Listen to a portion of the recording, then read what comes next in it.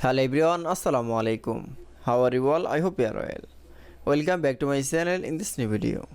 Today's video, how to move watermark in publisher document. So let's started. At first open your publisher document. In this video, I will show move the watermark. Now watermark move. Now firstly going to the view one option. Then click for a master page option. Now select from a watermark text.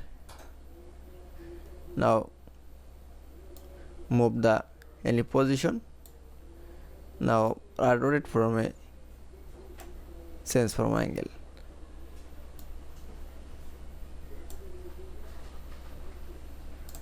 That is. Now you can see then going to the then I show the move the watermark. Now click for a close the master page option. That is. Now you can see move watermark in publisher document is very easily.